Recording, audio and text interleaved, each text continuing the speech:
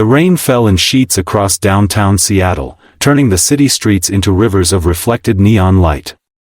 Most people hurried past with umbrellas and designer coats, eager to escape the November storm.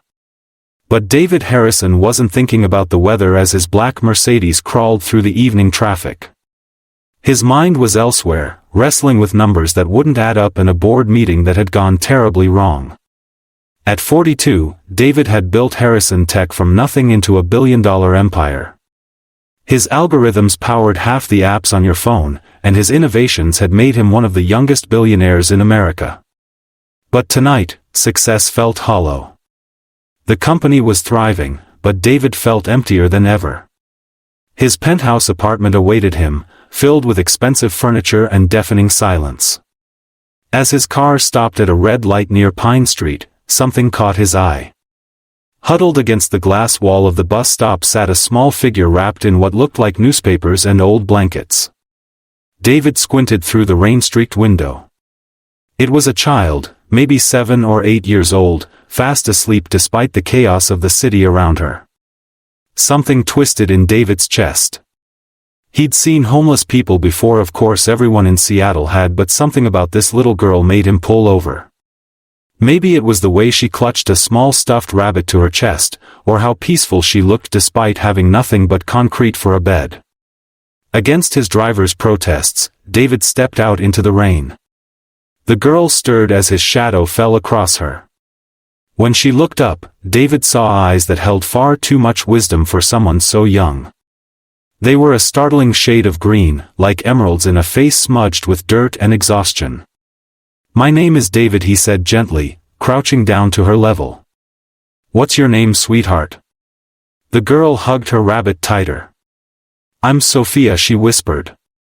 Her voice was small but clear, with a slight southern accent that seemed out of place in the Pacific Northwest. "Where are your parents, Sophia?" Sophia's eyes filled with tears that she quickly wiped away. "Mama went to heaven last month," she said matter-of-factly. "Daddy left when I was little. I don't have anybody else." David felt his heart break. He'd grown up in foster care himself, bouncing from home to home until he aged out at 18. He knew that particular brand of loneliness intimately. But seeing it in this little girl's face brought back emotions he'd buried years ago. "Are you hungry?" he asked. Sophia nodded, and David noticed how thin she was beneath the layers of makeshift clothing. He helped her to her feet, surprised by how light she felt. The stuffed rabbit came with her, obviously a treasured possession.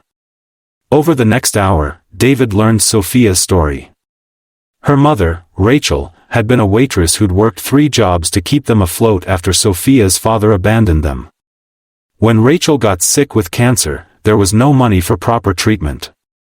She'd fought for months before losing her battle, leaving Sophia with nothing but the clothes on her back and the rabbit her mother had sewn by hand. Sophia had been living on the streets for 3 weeks, sleeping in different places each night, surviving on scraps from restaurant dumpsters and the occasional kindness of strangers. She was smart, resourceful in ways that broke David's heart, but she was still just a child trying to survive in an adult world that had forgotten she existed. That night, David took Sophia to his penthouse. She stood in the marble foyer, her eyes wide with wonder, still clutching her rabbit. The apartment that had felt so empty suddenly seemed too big, too cold, too lifeless. But Sophia's presence changed everything. She marveled at the city lights visible through the floor-to-ceiling windows, gasped at the kitchen that was bigger than most apartments, and politely asked if she could take a bath. As David watched her sleep that first night in his guest room, cleaned up and wearing his old MIT t-shirt that hung like a dress on her tiny frame, he made a decision that would change both their lives forever. The next morning brought a whirlwind of phone calls. David contacted social services, lawyers, and child psychologists. Sophia couldn't just stay with him without proper procedures, and he wanted to do everything legally and correctly. The process would be complicated. Single men rarely got to adopt, especially wealthy ones who worked constantly. But David was determined. While the paperwork wound through the system, Sophia stayed with David under temporary guardianship. Those first few weeks revealed just how special she was. Sophia was incredibly bright, reading at a level far beyond her years. She'd taught herself basic math by counting change on the streets. Despite everything she'd been through, she maintained an optimism and gentleness that astounded David. She transformed his sterile penthouse into a home. She drew pictures that he hung on his refrigerator like any proud parent. She asked him about his work with genuine curiosity, and her simple questions often led to breakthrough insights for his company. When David worked late, she'd fall asleep reading in his office chair, and he'd carry her to bed feeling more content than he had in years. But the road wasn't smooth. Sophia had nightmares about her mother's death and her time on the streets. Some nights, David would find her sitting by the window, looking out at the city with tears streaming down her face. She was grieving and traumatized, and there were days when she barely spoke at all. David arranged for therapy, enrolled her in a private school, and surrounded her with care. But more importantly, he was simply present. He cut back his work hours dramatically, something his board of directors couldn't understand. He attended every therapy session, every school event, every moment Sophia needed him to be there. The legal process dragged on for 8 months. There were home studies, interviews, and background checks. Some social workers questioned whether someone with David's wealth and demanding career could provide appropriate care for a traumatized child. Others worried about Sophia's adjustment to such a dramatically different lifestyle. During this time, Sophia bloomed. Her grades were exceptional, she made friends at school, and slowly but surely, the shadows began to lift from her eyes. She started calling David Dad naturally, without prompting, and the word made his heart soar every single time. The day the adoption was finalized was the happiest of David's life. Sophia Harrison officially existed. She wore a new dress that she'd picked out herself, and she'd insisted on bringing her worn stuffed rabbit to court. When the judge declared the adoption complete, Sophia launched herself into David's arms with a squeal of joy that echoed through the courtroom.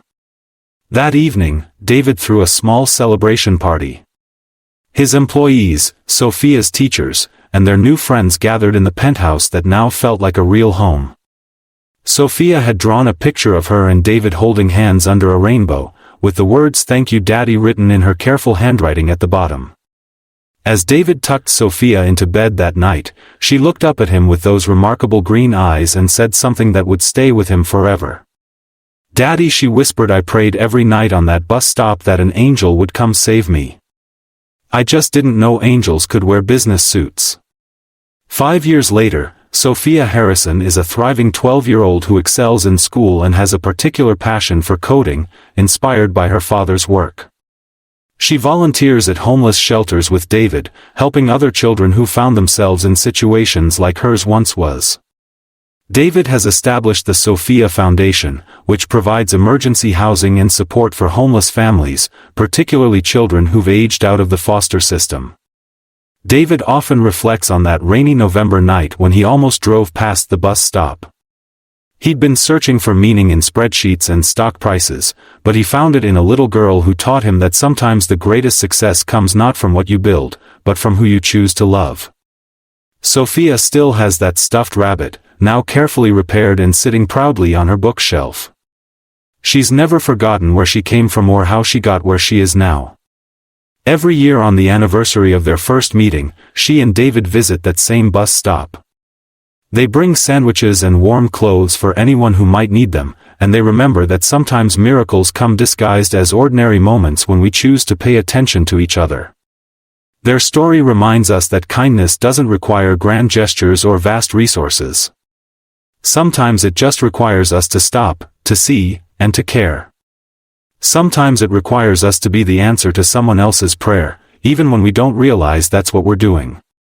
If this story touched your heart, please take a moment to like this video and subscribe to Pure Kindness Stories. Share this story with someone who needs to be reminded that miracles are real and that kindness has the power to transform lives in ways we never imagined. Because somewhere out there, someone is waiting for their own angel in a business suit, and that angel might just be you.